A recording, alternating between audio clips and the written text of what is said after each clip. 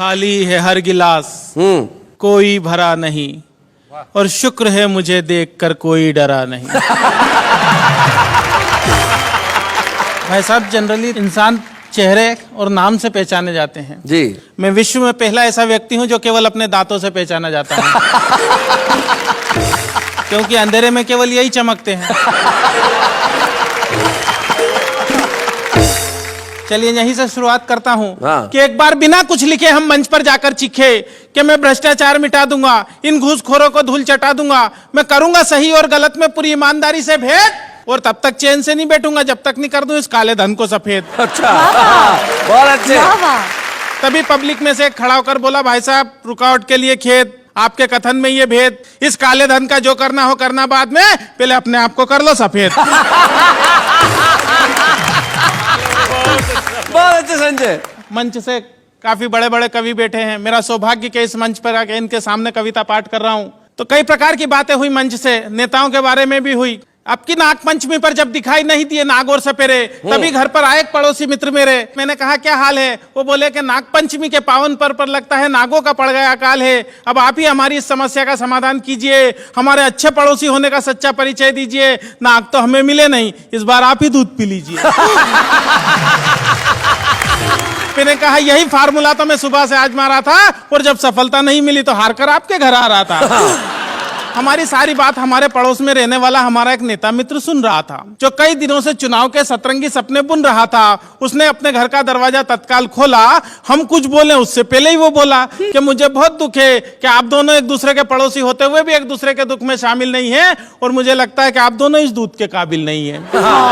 अब तक आपकी हर समस्या के समाधान हम ही ने किए हैं, और सब जानते हैं कि हम तो आपकी सेवा के लिए ही जिए हैं। आपकी इस समस्या का समाधान भी हम ही करेंगे, और आप घबराइए मत, आपके नाग देवता का दूध हम पिएंगे। अच्छा।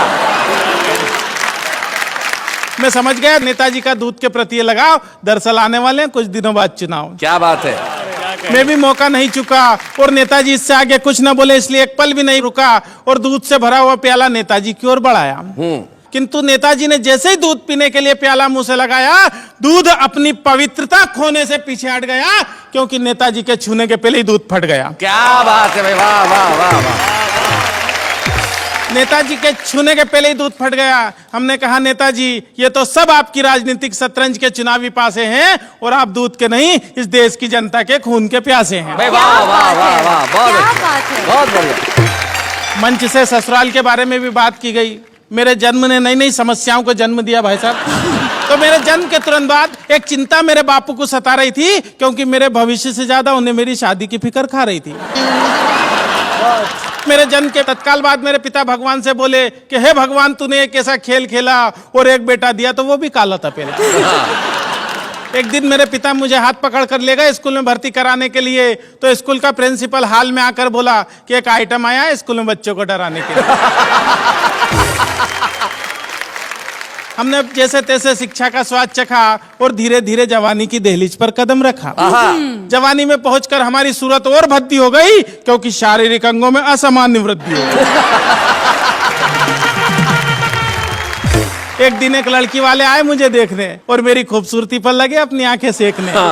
जाते जाते वो मुझे हक्का बक्का कर गए, हाथ में 500 का नोट धरा और रिश्ता पक्का कर गए। मैं गया तोरण के पास, तो आरती की थाली लिए खड़ी हुई थी मेरी सास। ससुर जी बोले जमाई जी पैदल ही आए हो, घोड़ी नहीं लाए हो? मैंने कहा ससुर जी घोड़ी की किस्मत जाग गई, और मुझे देखा तो वो भी डर के भाग गई। शादी के बाद का दृश्य तो और भी कमाल था। डर के मारे मेरा बुरा हाल था। मैंने जैसे ही पत्नी का घूंघट उठाया तो वो मुझे देखकर मुस्कुराई, न डरी, न चीखी, न चिल्लाई। अच्छा। उसकी मुस्कुराहट देखकर मेरे भी मन का खौफ भगा, और मैंने पूछा क्या बात है, तुम्हें मुझे देखकर डर नहीं लगा? पत्नी बोली मैं एक नहीं, दो नहीं, पूरे 7 जन्मों के लिए आपसे बंधी हूँ, और डरने की क्या बात है, मैं तो जन्म से ही अंधी हूँ।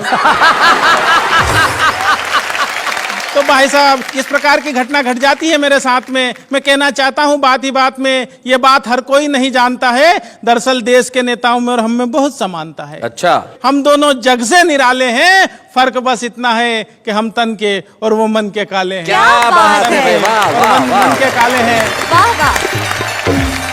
और तमाम बातें करने के बाद अपनी काव्य यात्रा यहाँ से खत्म करना चाहूंगा कि गरीब के मुंह से छिनते निवाले देखे हैं, हमने रोटी सेकती हुई माँ के हाथों में चाले देखे हैं, और हम तो सिर्फ तन के काले हैं मित्र मेरे, हमने तन के उजले लोगों के मन बहुत काले देखे। क्या बात है, वाह वाह वाह।